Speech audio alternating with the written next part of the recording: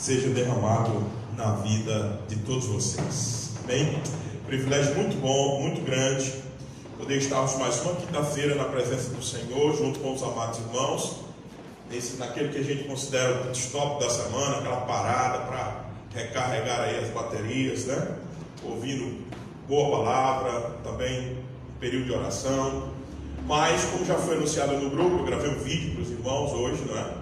Nós vamos, nessas 5 quintas-feiras próximas, a partir de hoje, nós vamos fazer num sistema diferente, como nós estamos acabando de fazer aqui. Diminuir um pouco o tempo de oração e dar mais tempo para a palavra, porque nós estamos comemorando nesse mês, eu digo nós, que somos igreja de tradição reformada, igreja historicamente confessional, nós estamos completando 502 anos da reforma protestante do século XVI. Então isso foi realmente uma virada. Realmente, quando o seu povo caminha por caminhos tortuosos, o Senhor precisa fazer uma reforma, precisa libertar o seu povo do cativeiro do erro, do engano. Isso não foi a primeira vez que aconteceu na história, e esperamos em Deus que não seja a última. Há quem diga que nós precisamos de uma reforma hoje, não é? Mas esses eventos extraordinários também estão debaixo do controle da providência do Senhor, tá bom? De sorte que nós vamos nessas quintas-feiras, o tema geral é solas hoje, né? Talvez alguém não tenha ouvido essa expressão sola. Sola é uma expressão latina, né? Que quer dizer somente, tá certo? Quer dizer somente isso, único. Tem essa diferenciação para o sole, no sentido de somente. Aqui o sola é para uma expressão feminina, então por isso que é sola a escritura.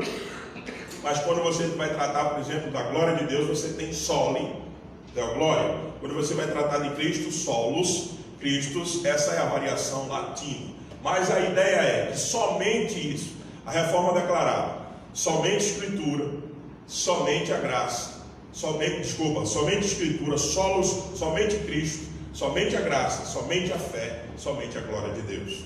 Esse é o resumo da declaração da fé da reforma protestante. Essa está aí colocado na tela. Depois nós vamos solos Christus, sola gratia, sola fide e soli deo glória, né? Nós vamos convidar outros pastores. Já confirmei, o reverendo Ronilson também vai nos ajudar um desses dias, o reverendo Wesley também já está confirmado, né? Então nós vamos ter alguns pastores também nos ajudando durante essas quintas-feiras, para a glória de Deus. Ok, meus amados irmãos? Então vamos lá. Houve um movimento chamado de pré-reforma, ou seja, aconteceu um movimento de tentativa de libertação da igreja desse cativeiro que estava da Idade Média, Idade das Trevas, cativeiro da igreja romana. Aconteceu tentativas anteriores com alguns homens que ficaram famosos nesse processo histórico. Um deles chama-se John Huss, não é? Ou João o Ganso, porque Huss em inglês é isso mesmo, né? Ganso. Então ele foi um homem que batalhou muito para tentar libertar a igreja desse cativeiro. Foi queimado em praça pública por combater as heresias da igreja. Mas John Huss não teve sucesso, não conseguiu, vamos dizer assim, o mesmo sucesso de que seu irmão Lutero, anos depois, veio a conseguir. Outro grande nome da pré-reforma é o Wycliffe. Esse, a igreja teve tanta raiva dele, tanta raiva, que o enterrou, depois desenterrou, excomungou de novo e enterrou novamente. Que raiva a igreja teve dele, não é? Então, realmente foi outro personagem importantíssimo. Então, às vezes a gente fica falando de Lutero, de Calvino, que são os mais famosos, né? E esquece que Deus já estava preparando o caminho com esses homens. E não só esses homens. Existiram muitos movimentos de pobreza naquela época que se levantaram contra a igreja. Veja só, havia uma opressão. A igreja dominou não só a igreja propriamente dita, mas dominou o Estado. Então, a cúpula da igreja também comandava o Estado. E não havia mobilidade social. Por exemplo, você sair do estado de pobreza, naquela condição era impossível. Então não foi um movimento apenas eclesiástico, a reforma. Foi um movimento, sobretudo, sim, eclesiástico, hermenêutico, como a gente gosta de dizer, uma reinterpretação das Escrituras, mas sobretudo também um movimento social. Daí surge um renascimento. Daí surge o período de um homem dizer assim: não basta, não basta. E começar agora a tirar supostamente Deus do centro, porque a igreja representava mal Deus, e colocar agora o homem no centro de todas as coisas. Então foi um período realmente difícil da nossa história, a história da igreja. Contexto, qual era o contexto? Eu adiantei um pouquinho aqui, né? A autoridade do pontífice, o Papa tinha autoridade de Deus na terra. Ele diminuiu bastante a autoridade daquele período para cá, mas ele tinha a autoridade de Deus mesmo, inclusive sobre os governos. Então, era uma autoridade assim demasiada ao Papa da época. Cativeiro da palavra, ou seja, só quem possuía a palavra era quem? Os monges, os padres, né? Somente a cúpula da igreja que detinha o poder de examinar a palavra. Mas vocês já pensaram o que é isso? Vocês já pensaram de onde Deus nos tirou? Hoje a gente tem Bíblia de todo tipo, de todas as versões, de todos os comentários. Bíblia da mulher que ora, da mulher que chora, do homem que levanta, do homem que caminha, né? Você tem de todo tipo, você tem no celular, você tem no aplicativo, você tem... Você imagina o que a palavra restrita a um grupo de pessoas da terra? Você já parou para pensar nisso? De onde Deus nos livrou? Por isso que nós temos que comemorar mesmo, com entusiasmo. Foi uma grande libertação da igreja. Está falando disso hoje, nesse momento aqui, era impossível. Abrir as Escrituras como nós vamos abrir e ler o texto bíblico e explaná-lo. Privilégio de poucos. A palavra estava cativa, a palavra estava presa em algumas línguas apenas e restrita a algumas pessoas. Isso é terrível. Imagine você não poder ter acesso às Escrituras. Como?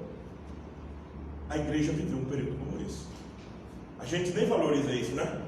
Ainda deixa para lá, porque você e eu não vivemos isso na pele. Mas aqueles irmãos enfrentaram dias difíceis, não tinham uma palavra para consolar, por exemplo. E você já pensou, eles não tinham salmos de lamento para poder orar. Eles não tinham as orações imprecatórias para poder orar sobre a maldição ou os desmandos daquele tempo. Eles não tinham como ouvir Jesus dizendo, ou Deus mesmo, essa célebre expressão que vai em todas as Escrituras: não temas, eu sou contigo. Não havia consolo ao povo da palavra. Que coisa terrível, não é? Então, esse era o momento da época. Exaltação do monasticismo. Aquela vida monástica era a vida de contemplação, uma vida realmente que determinava os destinos não só da igreja, que era a cúpula que vivia nos monastérios, mas também determinava o destino do mundo. Uma vida muito reclusa a essas pessoas. A mediação usurpada, por exemplo, Cristo como único mediador, não. O Papa era mediador, a igreja era mediadora. A igreja era mãe dos fiéis. Então ela salvava em certo sentido. Ela determinava quem se salvava ou quem se perdia. Então a mediação foi usurpada. Cristo foi tirado como mediador. Aquele texto de João capítulo 14 foi jogado lá do Cristo. Eu sou o único caminho, a única verdade, a única vida. Completamente jogado fora. E o papel das boas obras era quem determinava a salvação e era um mecanismo de controle do povo. Você controlava o povo dizendo o seguinte: se vocês não se comportarem bem, vocês estão no inferno. Então vocês precisam fazer o que a igreja manda para se salvar. Então o papel das boas obras tinha o seu sentido de não apenas determinar o caminho de salvação, mas um mecanismo de controle do povo. Era assim que a igreja controlava também. Não era só uma questão de interpretação, não era só uma questão de teologia da salvação. Não. Era propositadamente um mecanismo de controle, dizer que a salvação era por boas obras. Você controlava o povo por aí, né? Então esse era o contexto que a igreja estava, mergulhada nisso. É como eu disse para vocês, bem rapidinho essa parte introdutória, para a gente poder aí avançar para o solo de escritura de hoje, né? A insatisfação de movimentos sociais de várias ordens, que ficou conhecido como Renascimento, já falei sobre isso aí. O Renascimento, o movimento humanista, foi um movimento realmente de tentativa de libertação do domínio da igreja. A igreja comandava a filosofia, as ciências da época, a igreja comandava o aspecto econômico, social. Então o Renascimento é um basta a tudo isso, um cansaço dessa carga pesada da igreja, e dizer assim, não dá mais, a gente quer se libertar. O movimento libertário, que a reforma, de certo sentido, pegou na mão, caminhou junto. Quando chegou a determinado momento, a reforma se solta, né, do Renascimento, porque tem o seu objetivo específico, e o movimento renascentista continua, que dá origem ao iluminismo futuramente. E aí é um movimento realmente sem Deus, é um movimento que excluiu Deus da sua visão de mundo. Mas a reforma começou também junto com o movimento renascentista, aproveitou a carona, mas depois ela volta-se para Deus, e o movimento renascentista toma outros rumos, tá? A reação evangélica acontece, né? Evangélica aqui, porque esses elementos hoje que a gente vai discutir, os solas, também em certo sentido, são características do movimento evangélico como um todo. A reforma, o movimento reformado tem um itemzinho de diferencial que a gente vai falar um pouquinho. Em certo sentido, todos os movimentos evangélicos nasceram da reforma protestante. Você tem que dizer isso, né? O berço foi lá. Mas a tradição da teologia reformada calvinista, é assim apelidada, a tradição verdadeiramente reformada tem um diferencial, tem um aspecto de diferencial que a gente vai ver dessa reação evangélica. Esses fatores fizeram com que a reforma fosse iniciada em 31 de outubro de 1517, com as 95 teses de Lutero, que foram afixadas na capela de Wittenberg, na Alemanha. Esse é o fato histórico que demarca a reforma, né? 1517. Por isso que a gente completaremos 502 anos no dia 31, na última quinta-feira desse mês, tá certo? Por causa desse fato ficou conhecido. Mas eu disse a vocês, não esqueçam que veio antes, cooperou bastante ao movimento pré-reforma, e não esqueça que na verdade Lutero, a providência divina fez com que Lutero conseguisse deflagrar esse movimento da reforma protestante, né? Alguns princípios formais da reforma, vamos ver isso rapidinho. Se a doutrina da justificação pela fé somente foi o princípio material da reforma, o princípio da só a escritura foi o princípio formal. Alistair McGrath defende isso no seu livro A Paixão pela Verdade. Não acho por ninguém, tranquilo. A Paixão pela Verdade, ok? Então deixa eu explicar isso melhor. O que incomodou Lutero foi que ele não sentia perdão dos seus pecados. Vou resumir aqui. Uma vez, certa vez, ele lendo Romanos capítulo 1, verso 17, encontrou-se com aquele texto. Como é que se diz mesmo aquele texto? E o justo viverá pela fé. Aí ele pegou sua pena e colocou ali de lado. Sola. Somente isso me basta. Somente isso aqui. Então ele começou a entender que era somente a fé em Cristo Jesus que justificava ele dos seus pecados. E aí surge a doutrina da justificação pela fé. O que é que a igreja católica fazia? Você tinha que comprar a sua salvação. Você tinha que comprar um pedaço de terra no céu. Vendia-se propriedades. Então, ao contrário do que Lutero estava vendo, era o que ele descobriu nas Escrituras. Por isso que a gente chama também de movimento hermenêutico, movimento de interpretação das Escrituras, movimento reformado. Então, Lutero coloca isso na sua Bíblia e diz: somente isso basta. Só que quem modelou os outros aspectos não é a justificação pela fé, é o sola escritura. somente a palavra de Deus.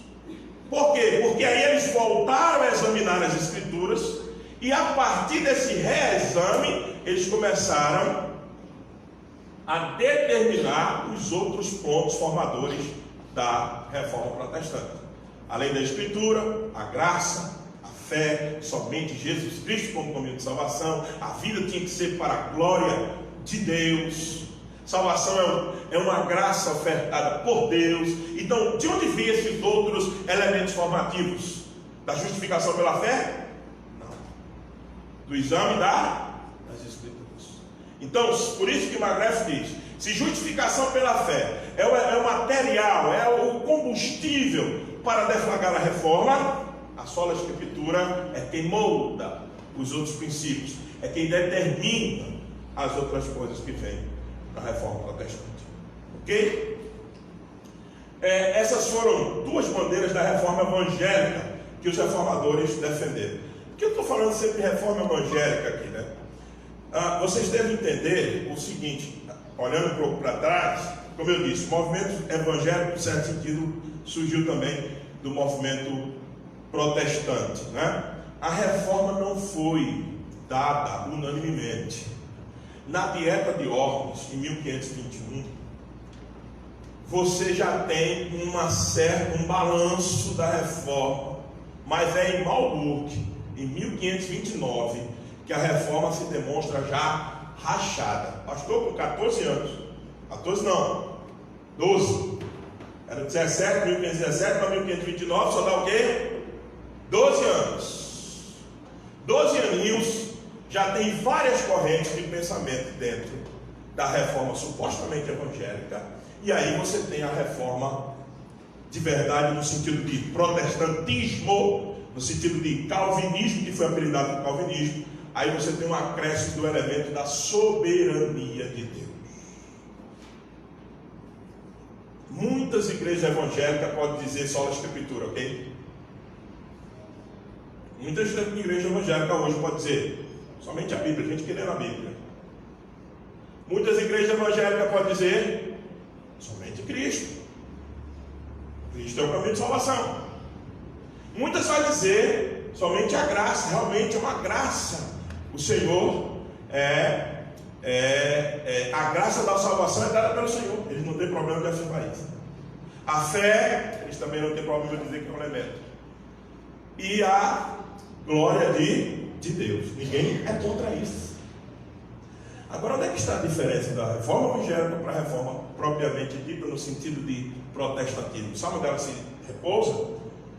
Que o calvinista diz assim: todas essas coisas não é em absolutamente nada partindo do mérito humano.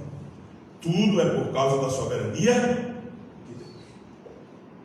Aí está o elemento distintivo da reforma evangélica e da reforma propriamente dita calvinista. Porque quando o reformado diz só a Escritura, ele não só está somente dizendo que a Bíblia é a palavra de Deus, mas que soberanamente Deus controla a igreja através da Bíblia. Quando o reformado diz solos Cristo, ele não está dizendo que Cristo é apenas o caminho de salvação, mas ele está declarando absolutamente que nada pode ser unido a Cristo. E nas igrejas evangélicas, às vezes você tem Cristo e outras coisas mais. Graça, no entendimento de muitas igrejas evangélicas, depende também da resposta de quem? Do homem. Por exemplo, o homem pode resistir à graça oferecida pelo Espírito Santo. Na igreja reformada calvinista, não. Se o Espírito agir, o homem não responde negativamente. E assim sucessivamente, um sola fide fé não é um elemento do homem. Para muitas igrejas evangélicas para a igreja calvinista diz não, é dom de Deus. E sólida a glória, aí você, como vive para a glória de Deus, várias interpretações. A gente diz o seguinte, que a gente vive no coram Deo, na face de Deus. Nós estamos diante da face de Deus e deveríamos fazer tudo somente para glorificar o seu nome. Vocês estão entendendo o movimento de diferença que existe entre a reforma evangélica e a reforma propriamente dita, protestante.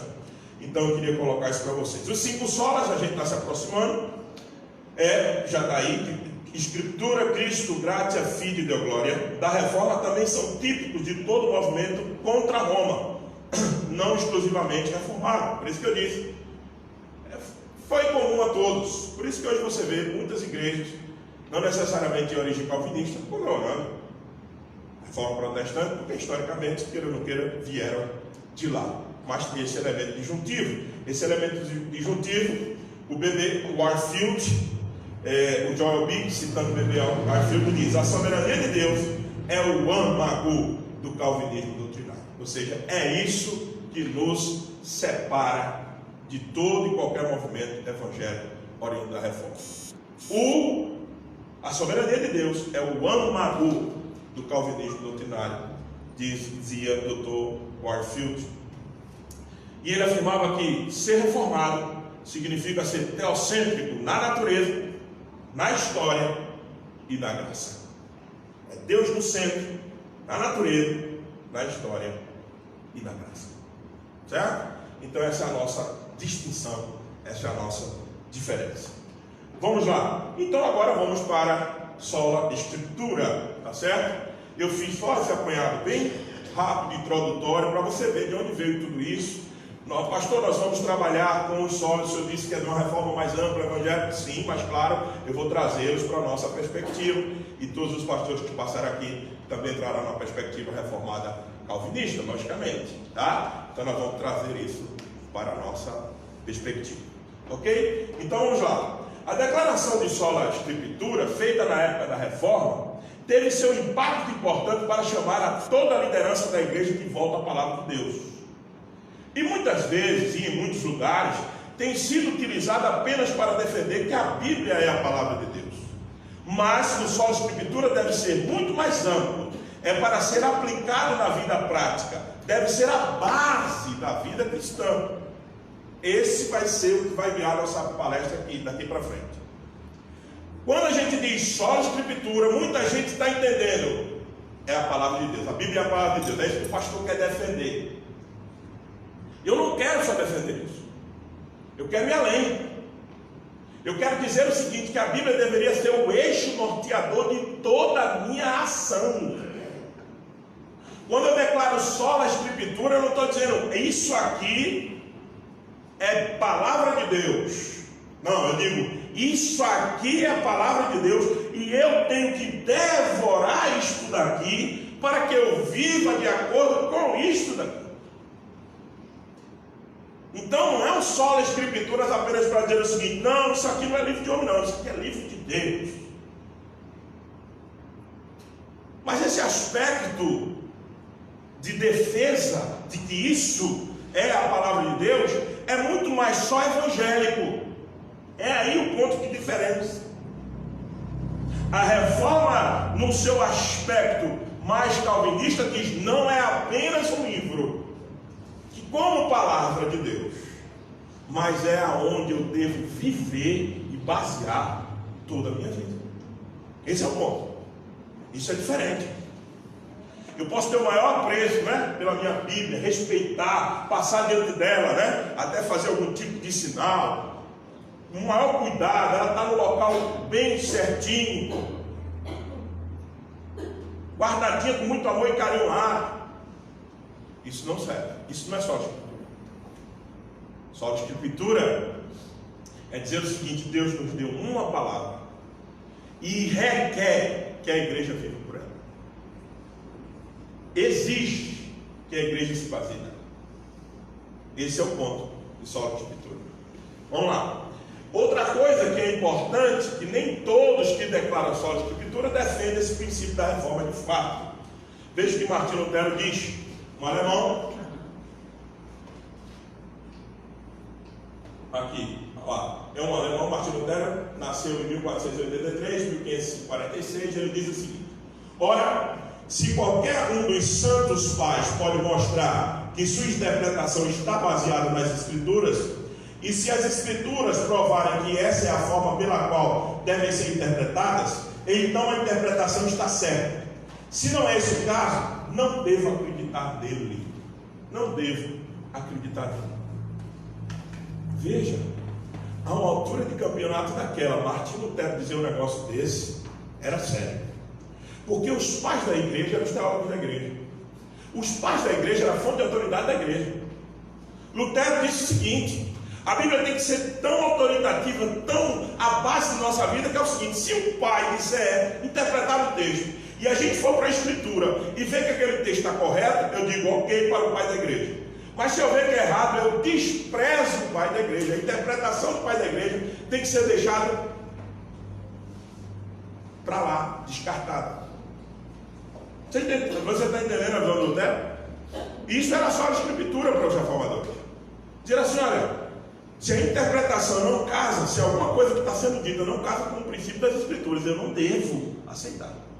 Pode ser o Papa que esteja dizendo. Era isso que Lutero queria dizer. Vamos então para frente. Vá anotando aí suas perguntas, já nós teremos um tempo. Vamos fazer uma análise. Não é análise não, está faltando um acento lá. Vamos fazer uma análise rápida de 2 Timóteo 3, 14 e 17. Você já estava preocupado? Pastor Santo vai abrir um texto bíblico. Tá? Calma, a gente ia chegar lá. 2 Timóteo 3, 14 e 17. Vamos abrir o texto bíblico.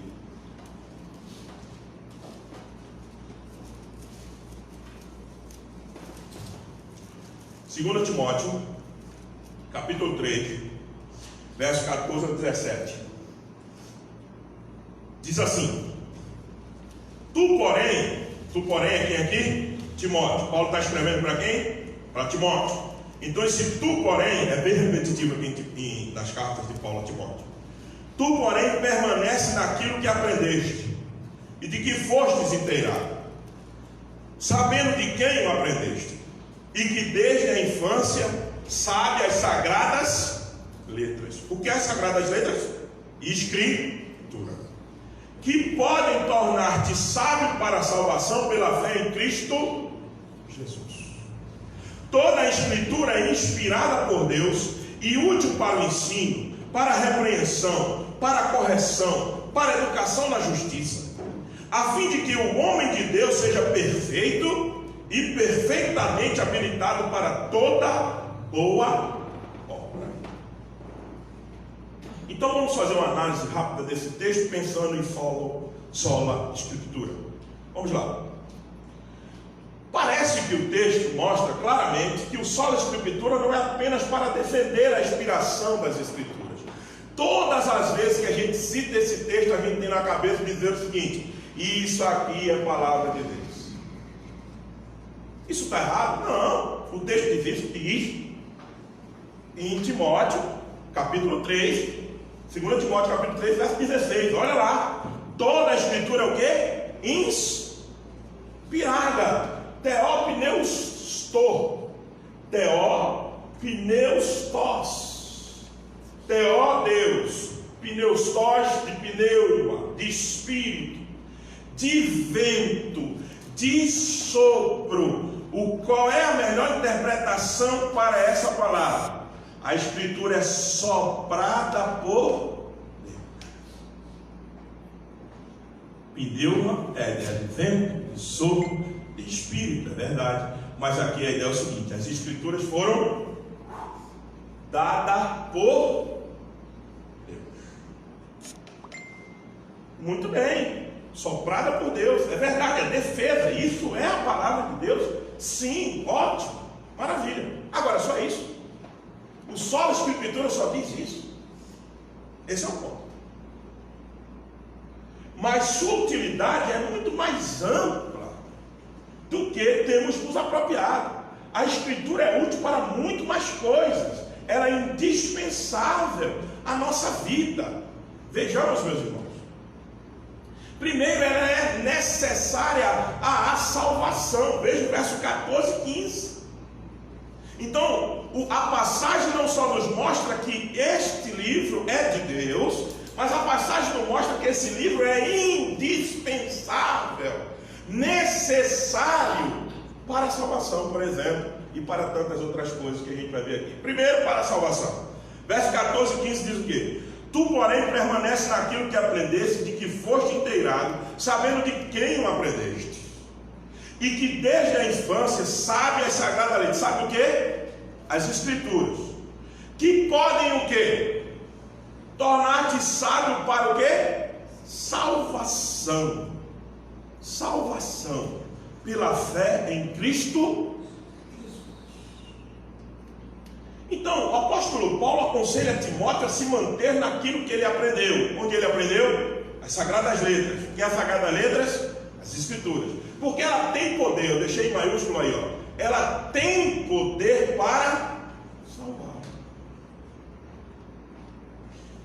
As escrituras não é apenas um livro para ser dito que é de Deus, mas ele, pelo contrário, as escrituras é indispensável à salvação. Por quê? A gente vai ver isso. Concordando e se utilizando do próprio ensino do apóstolo Paulo, Freire afirma sobre a necessidade das escrituras para a salvação. Veja. Mudou aqui, não mudou lá? Oh, veio agora. Ok. Sem escritura não temos salvação. Veja como o Freire começa a sua proposição. Sem escritura não temos salvação. Por quê? A salvação é a obra do senhorio pactual de Deus, na qual o Senhor intervém para libertar o seu povo. Salvação no sentido último, salvação de quê? Do pecado, é o resultado da morte sacrificial e da ressurreição de Jesus. Mas é também algo verbal, pois aprendemos sobre ela por meio da mensagem divina, o Evangelho, e recebemos a salvação pela fé nesta mensagem do Evangelho. Assim o que crê pelo onde? Ouvir. E o ouvir a palavra de quem? De Deus. Sem essa mensagem, sem este Evangelho, não há possibilidade de salvação. Vamos exemplificar na prática o que o Freire está dizendo. Quem aqui viu o Cristo ser crucificado aqui? Quem andou com Cristo aqui?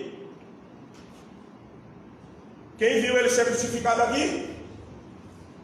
Quem viu sua morte na cruz? Quem visitou o seu túmulo vazio aqui? Como vocês sabem de tudo isso? As Escrituras. Ninguém aqui viu o evento. Ninguém aqui viu o evento.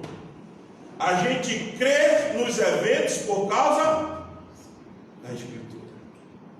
Então, sem Escritura não há salvação. Esse é o ponto.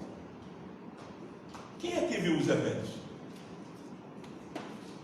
Mas nós vimos a palavra, nós lemos a palavra. Alguém pregou a palavra para nós. Alguém anunciou os eventos. Porque os eventos estão registrados. E nós cremos. Então as Escrituras, meus irmãos, é necessária para a salvação. Sem ela é impossível hoje se salvar.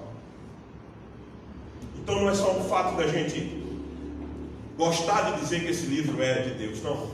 É mais. Se você não examiná-lo, ou eu, ou qualquer outro, é impossível ser salvo. Vamos para as aplicações desse ponto. A palavra de Deus tem sido necessária para a nossa salvação na prática da igreja dos nossos dias? A igreja tem essa consciência de dizer assim, somente a Escritura basta para salvar alguém? A minha pergunta para a nossa aplicação.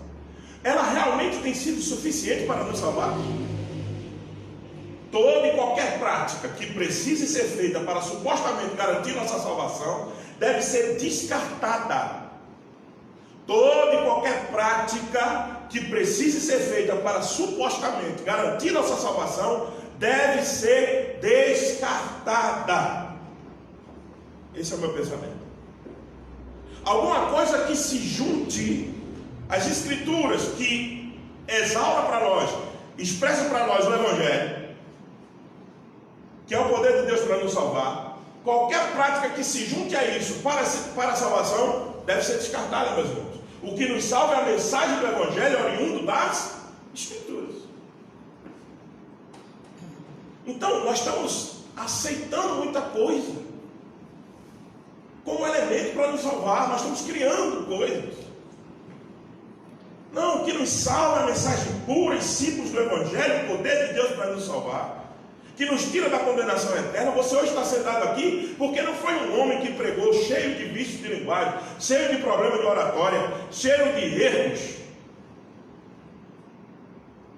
Não, você está aqui porque você ouviu o Santo Evangelho, proclamado da Santa Escritura, e que é poder de Deus para lhe salvar. Ele salvou, e hoje você está aqui. Nada mais, nenhum acréscimo mais, absolutamente nada, só a Escritura. Vamos para o segundo ponto. Ela é necessária a edificação. Veja se não é isso que está no versículo 16. A gente só olha para cá, para esse texto, como eu disse, pensando na inspiração, pensando em dizer que a Escritura é soprada, mas tem coisas a mais, precisamos ver. Veja, toda a Escritura é inspirada, isso aqui a gente já viu, soprada por Deus, e útil para o ensino, a repreensão, a correção, para a educação na justiça, vírgula, não para aí, a fim de que o homem de Deus seja o quê? Perfeito. Aí depois tem um E, que aí já é outra coisa. Então para aí o texto. Para que o homem seja perfeito, qual é a ideia? Para que esse homem agora não só apenas conheça o caminho da salvação, mas que ele mude a sua conduta, para que ele se assemelhe mais ao Cristo que ele diz crer. Segundo o texto, a palavra nos é útil para didascalião, ou seja, ensino, de onde vem a palavra didática, né, Cléber? Quero ter visto muito essa palavra no curso de pedagogia, de onde vem a palavra didascalia, de ensino, de didática. A Escritura tem didática para nos ensinar.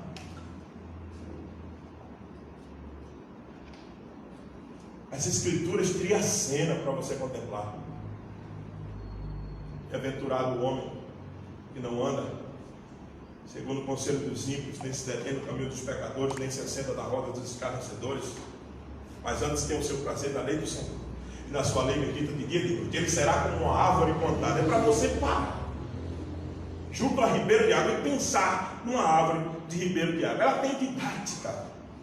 Ela não só dá conceito, ela explica, ela é fantástica. O ano do jubileu que nós estamos vendo aqui na questão do consumo, que ensino extraordinário. Deixa a terra descansar, eu vou dar ela para os pobres, para que haja nivelamento. Fala de descanso da terra. Como que a terra descansa se ela vai produzir para o pobre? A Bíblia está chamando você à reflexão, a Bíblia está chamando você didaticamente a entender todo o projeto de Deus para a sua vida. Para a sua vida.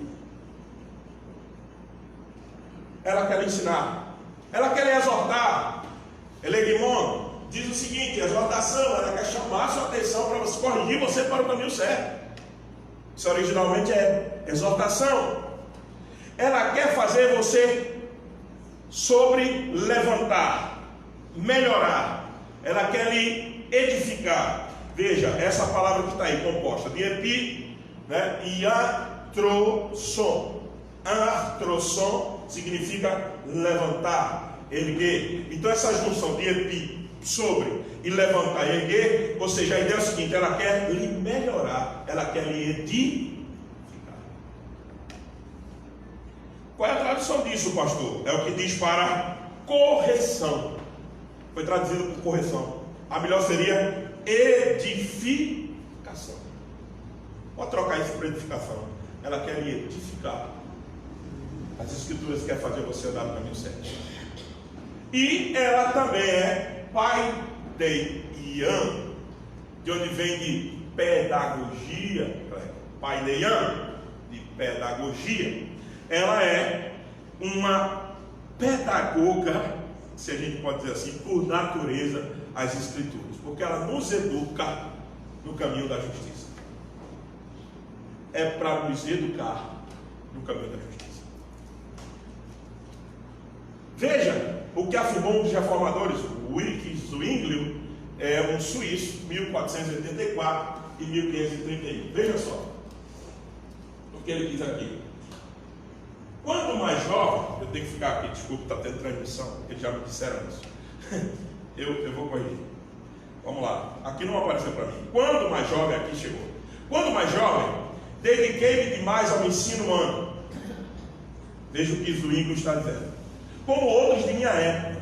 E quando há 7 ou 8 anos passei a devotar-me inteiramente às Escrituras, era sempre pedido de fazê-lo pela filosofia e pela teologia. Ele amava o quê? Filosofia e teologia. Finalmente, porém, cheguei ao ponto em que, guiado pela palavra e pelo Espírito de Deus, vi a necessidade de colocar todas essas coisas de lado e aprender a doutrina de Deus diretamente de sua própria boca, ou palavra, melhor dizendo. Então, comecei a pedir luz a Deus, e as Escrituras tornaram-se muito mais claras para mim. Essa citação é retirada do livro Teologia dos Reformadores, um livro muito bom, do Timothy George, é antigo, mas serve bem para a introdução da teologia reformada. Então veja só, o Zwingli diz o seguinte: eu me dava muita filosofia, teologia, todas as dias que tinha, mas só que tem o seguinte: quando eu parei, suspendi tudo, voltei para as Escrituras, aí a coisa ficou muito mais clara para mim. Esse é o papel das Escrituras, guiar você no caminho que você deve andar. Jesus deixou claro que é a palavra que liberta, salva e edifica. Veja o que ele disse. Disse, pois, Jesus aos judeus que haviam crido nele: se vós permanecereis na minha palavra, sois verdadeiramente meus discípulos, e conhecereis a verdade, e a verdade vos libertará. A pergunta que a gente faz nesse texto, que o nosso presidente gosta muito de citar, eu espero que ele goste também um dia de citar 31, dizer que ele vai permanecer na palavra de Deus. Amém? Em nome de Jesus ele vai fazer isso. Ele gosta muito do 32, mas o 32 é para quem está no 31, para quem é discípulo, tá certo? Então, se Deus quiser, um dia ele fará isso. Mas aqui para os discípulos devem permanecer na verdade. Por quê? Aí você pergunta: o que é essa verdade? Jesus responde: santifica-os na verdade. A tua palavra para quem? É o quê? A verdade. Quem é a palavra? Quem é a verdade? Quem é a verdade? Jesus responde na oração sacerdotal: a palavra de Deus é a verdade. É a verdade, a palavra de Deus. Certo? Então veja, a verdade serve para salvar e edificar. E serve para muito mais. Para corrigir, para redarguir, para exaltar, para chamar você a atenção, para você botar você no caminho. Aplicações. A palavra é suficiente para tudo que precisamos nessa vida, inclusive para os dias negros da nossa alma. Tem gente que procura se consolar em muitos lugares, mas as Escrituras, para nós, que nascemos de novo, é o melhor lugar para você se refrigerar. Refrigera a minha alma. O Senhor é quem pode fazer isso através da palavra. Então, nos dias negros de sua alma, entenda, as Escrituras também servem para isso, para consolo, para socorro. Isso não significa que não devemos ter conhecimento de outras áreas. Nós não estamos pregando aqui o biblicismo puro e simples, não.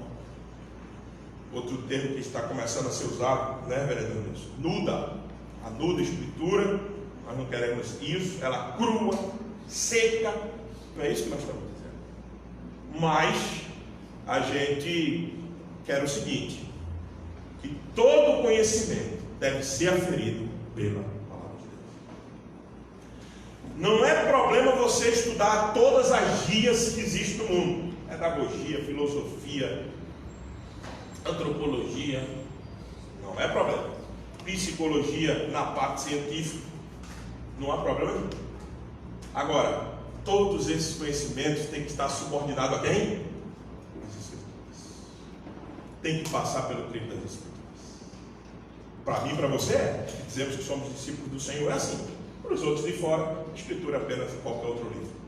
Mas para nós não. Ela é a palavra de Deus, que serve para nos instruir, para nos corrigir. Que eu e você, isso significa que eu e você deveria comer a palavra até o ponto de só viver por ela e falar dela. Nós devíamos comer tanto as Escrituras. Alguém já disse isso, não me recordo dessa figura, quem foi que usou e quem é, a que foi atribuída a quem, agora eu me recordo, me perdoem, Mas a gente tinha que comer tanto Escritura que se cortasse o nosso pulso, sairia a Bíblia. E vem disso aí. Nós deveríamos exalar a palavra de Deus. Nós deveríamos ser, meus irmãos, um arauto do Senhor onde quer que a gente esteja. Não só na fala, no discurso, como diz o pastor Camilo, do papo furado, né? Não, mas também na atitude. A Bíblia tem que sair de nós tranquilamente, fluir. Não é isso que Jesus diz? Claro, fazendo a aplicação mais entendida daquele texto. Aquele que crê em mim, rios de água viva fluirão de dentro de si. Vida. Nós temos que exalar vida onde quer que nós estivéssemos. Que isso que a palavra de Deus é? Ela é viva.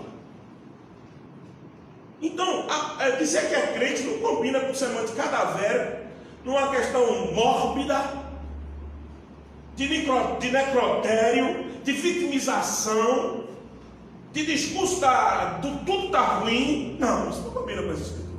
Deus é Deus de vida. Davi disse: eu fui moço e agora sou velho, nunca vi um justo mendigar o pão. O Senhor disse: eu estarei convosco até a consumação dos séculos. Ele é conosco. Então quem tem as escrituras de dentro de si, não pode ter uma vida diferente, a não ser exalar a vida, fluir de nós rios de água viva.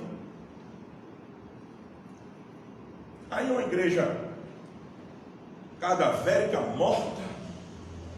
Não estou propagando a alegria idiotizada, não, mas eu estou propagando a realidade de uma mente que entende que qualquer mal que esteja passando está sob o controle daquele que está em Apocalipse 4, sentado na sala do trono.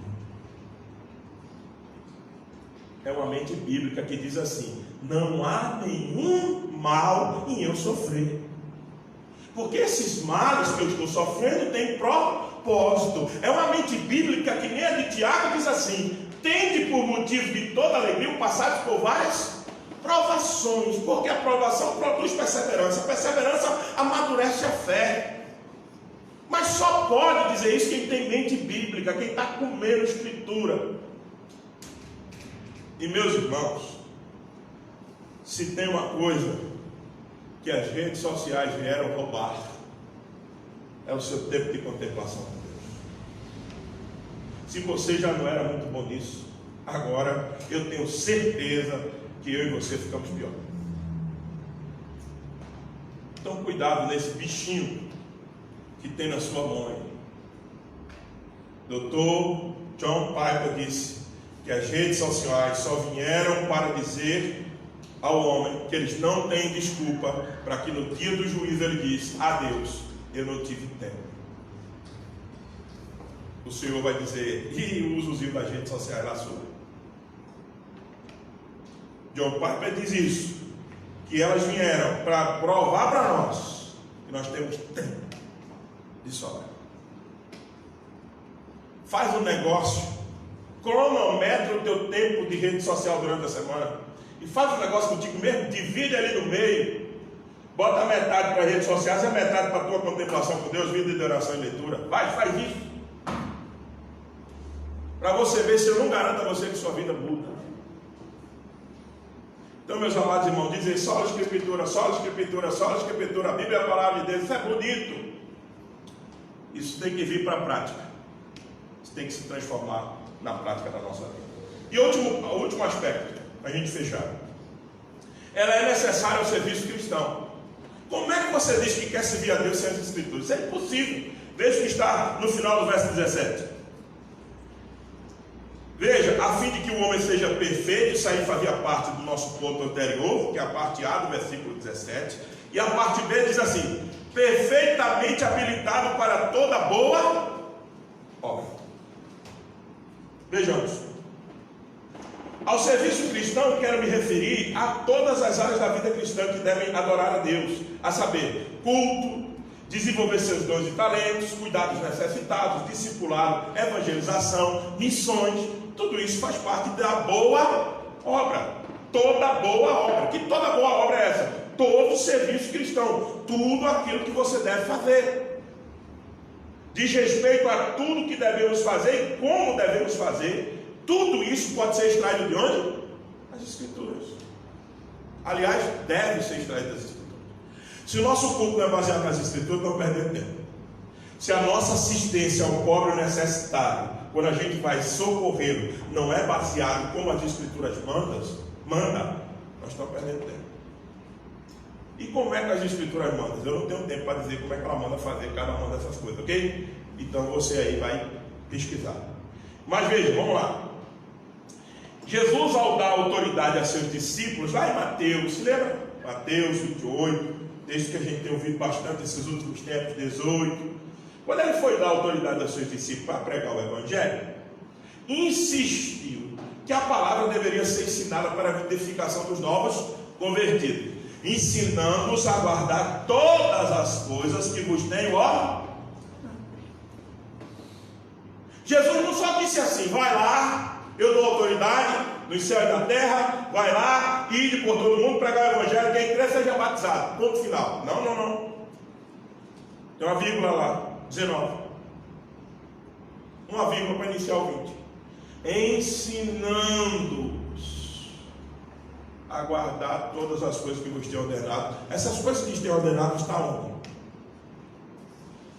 É o que? Escritura de capa a capa.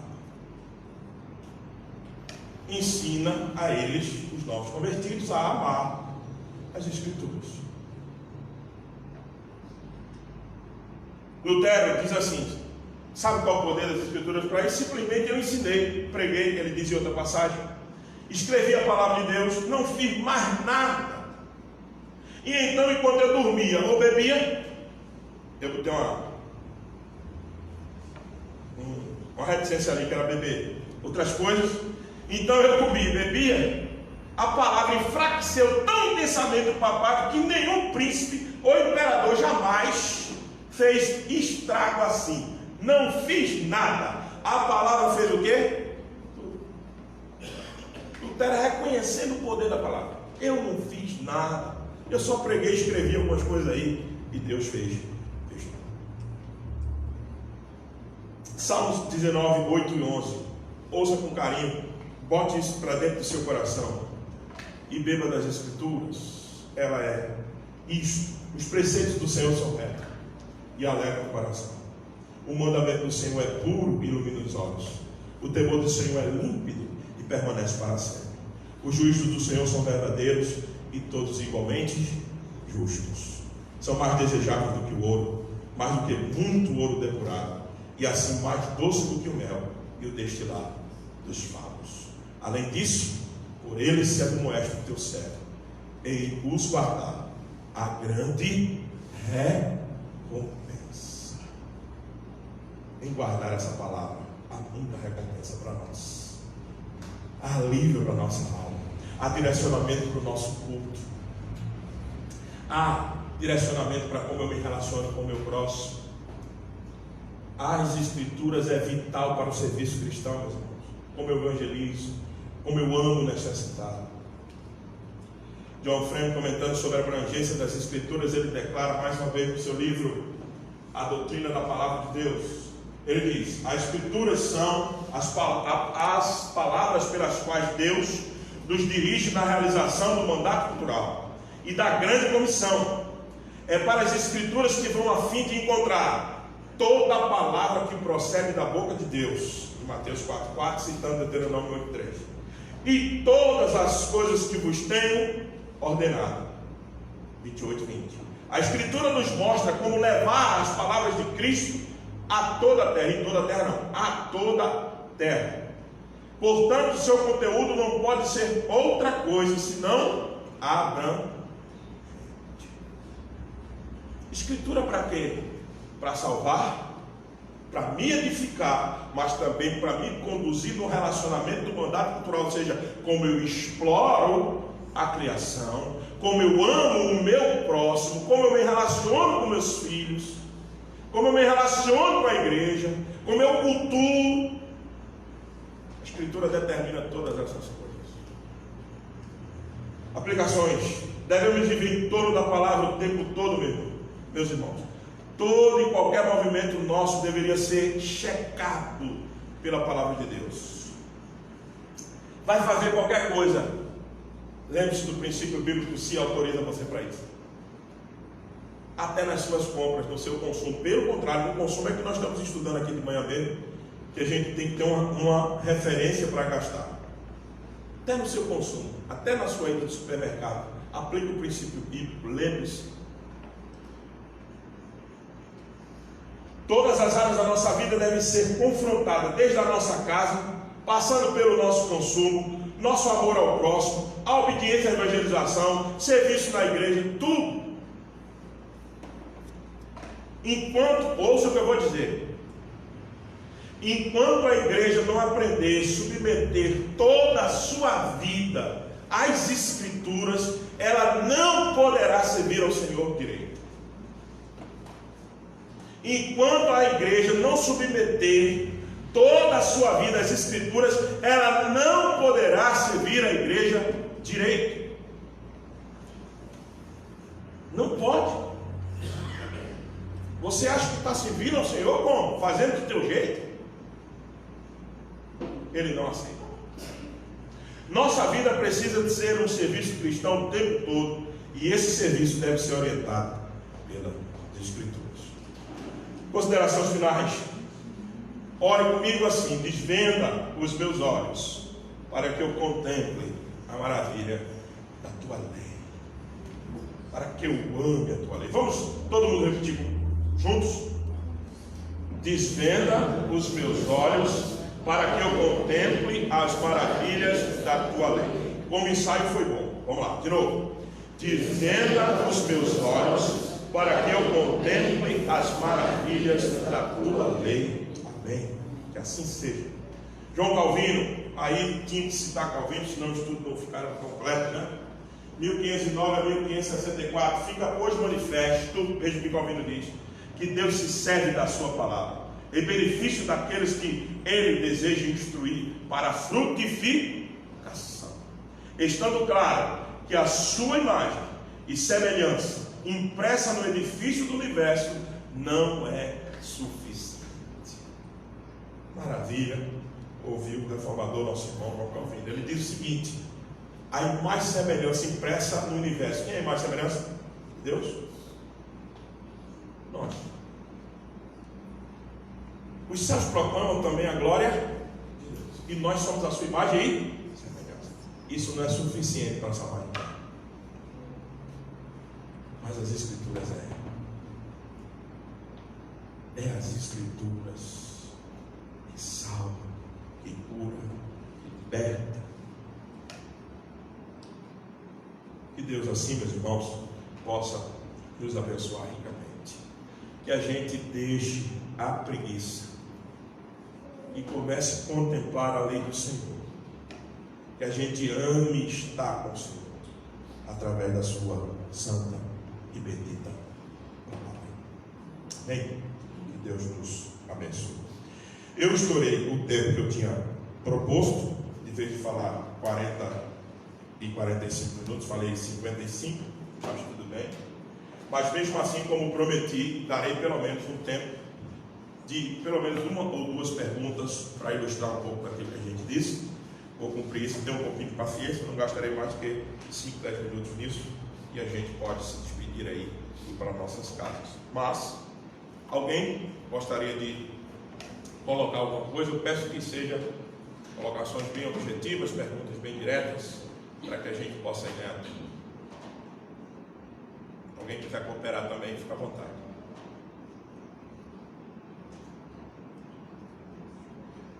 Alguma dúvida aqui? Uma pergunta, alguma contribuição? Pastor, acredito que assim, até dessas desculpas eu tive que entregar no meio do caminho, acabei atrasando para chegar, mas é mais uma contribuição, né? Porque ano passado, nesse período, me pediram também para poder fazer um preparo falando da importância das escrituras até mesmo dentro da família, né? Isso. E eu me lembrei de que eu levei vários outros nomes, né? Muito além de Zwinglio, muito além de muitos outros tiveram a oportunidade de ver a importância da palavra já no período deles, quando eles se voltaram para ela. Então, Deus realmente nos abençoe e abençoe o nosso tempo de continuar levando isso, dando continuidade nessa importância, justamente de ver que somente naquele período os contemporâneos de Lutero, de Calvino, que viveram ali, realmente foram contra muito do que a sua época pregava, para poder provar o poder das Escrituras. Com certeza. Então, realmente, isso sirva como base para nós ainda hoje. Para a gente ter ânimo, né, presbítero Edinaldo, para a gente continuar, né, pregando essa palavra. O presbítero Ed falou de escritura aplicada na família. Você pode fazer isso em todas as áreas da vida, aproveitando o comentário dele. Faça isso em escritura no teu casamento, na criação dos teus filhos, na compra do mercado, né, no bens, na aquisição de bens, no serviço da igreja, na evangelização. Tudo isso tem que haver aplicação das escrituras. Alguém mais, gente? Pastor, assim, Sim, querido. hoje em dia, muitos pastores ou pregadores, às vezes vai pregar nem abre a palavra, eles têm a facilidade e a pessoa não tem a coragem de abrir a palavra.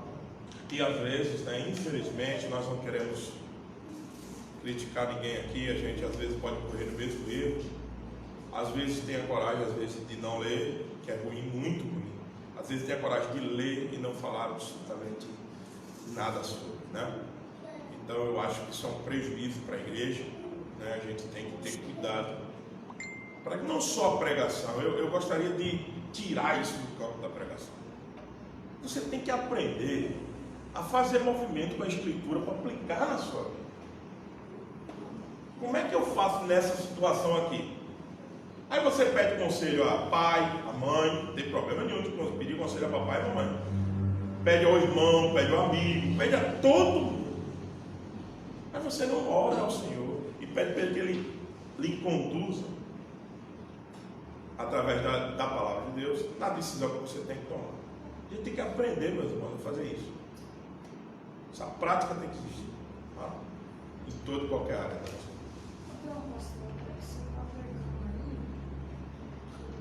Sim, irmã Sebastião.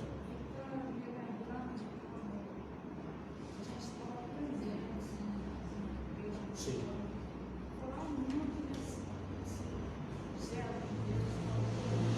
Se falava muito de Calvino um tempo atrás.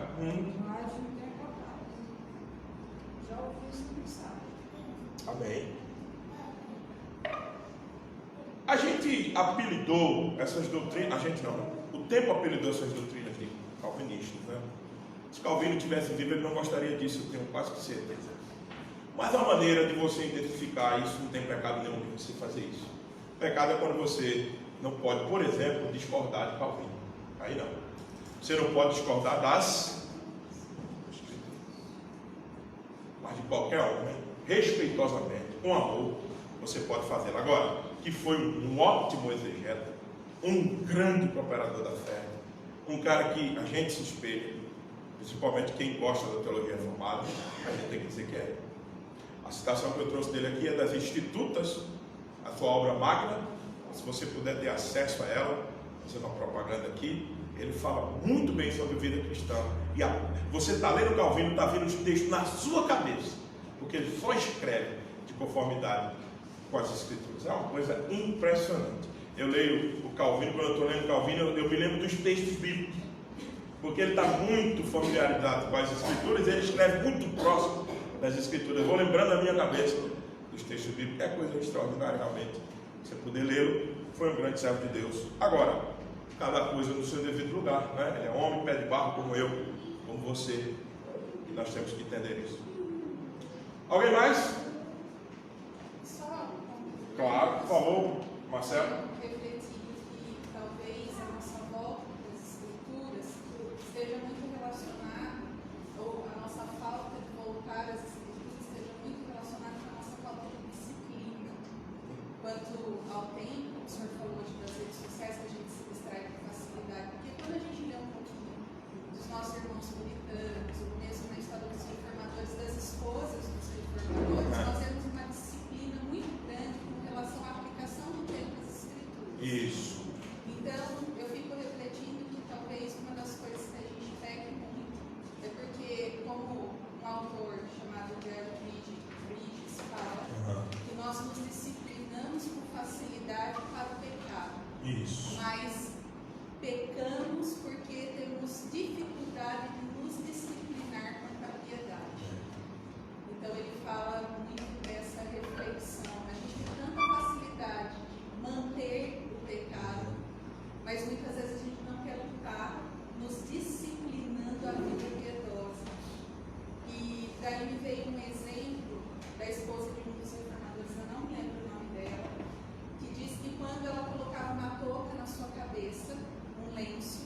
ela era um sinal para os filhos de que ela estava em momento de oração. E eles não podiam falar com ela, de modo algum. Quando ela tirasse o lenço, eles poderiam falar com ela. Porque nos seus afazeres domésticos, aquele tempo era o tempo dela de comunhão com o Pai. E ela queria dizer para eles que todos tinham a necessidade disso. Porque ela disciplinava o seu tempo dentro das suas atividades. Eu achei muito maneira interessante. Me fugiu o nome dela agora. Mas não sei se era de Lutero, né? Catarina Boncovar. Muito bom. Alguma coisa mais? Não. Mas muito obrigado por sua contribuição. Eu acho que passa por isso mesmo, passa pela nossa disciplina. E passa junto com a disciplina de você experimentar essa coisa gostosa. Se você disciplinar, você se experimenta essa coisa gostosa. Então, automaticamente, você não quer mais deixar de ter essa vivência com a palavra viu que o Salmo diz como mel e o destilar dos favos. Quem aqui sente isso quando está lendo as Escrituras? Era isso que o salmista sentia. Então esse prazer, esse deleite, meus irmãos, tem que voltar para nós. Deleite está com o Senhor. Através da disciplina, mas também da experiência vivencial. Certamente isso fortalecerá essa nossa atitude. Alguém mais? Louvado seja Deus. Louvado seja Deus, começamos, né? Nós temos aí bom caminho, né? Outras quintas-feiras, certamente será bênção. Na próxima semana teremos Solos Cristos. O reverendo Luiz Ronilson estará conosco e pregará e nos trará trará essa palestra para nós. Tá bom, meus irmãos? Olha, slides, quem quiser, a gente pode disponibilizar no grupo. Aliás, vou disponibilizar no grupo da igreja. E o pastor Camilo já fez assim. Tá ok, pastor Camilo, a gente disponibiliza lá. Porque aqui assim, a gente vai produzindo, é para a igreja, não tem esse negócio de não, para a igreja. Vai usando aí, tá certo? Alguma dúvida sobre esse mesmo assunto, a gente pode continuar. Queremos agradecer a Deus àqueles que nos visitam. Nossa irmã Maria está conosco, o já é de casa, né? O Jefferson, quando viu a publicação, disse: opa, estarei hoje lá com vocês. Obrigado, Jefferson, por você ter vindo, é um jovem da Assembleia de Deus, né? Nosso irmão. E os demais irmãos, são todos de casa. Obrigado pela convocação. Vamos ficar de pé e vamos orar ao Senhor, encerrando esse momento. Vou pedir para o nosso irmão, o reverendo Ronilson, que está conosco, nos elevar a Deus nessa oração, encerrando assim esse primeiro estudo dessa noite. Deus vivo e Deus verdadeiro, muito obrigado, porque fomos mais uma vez instruídos, fomos mais uma vez conduzidos, admoestados, mais uma vez alertados. Muito obrigado pela existência da tua palavra. Obrigado. Pela existência da Bíblia. Se nós nos deleitamos em ouvir a tua voz só pode ser ouvida pela leitura, meditação, pregação das Escrituras. Amém. Do servo esposo aqui nesta noite.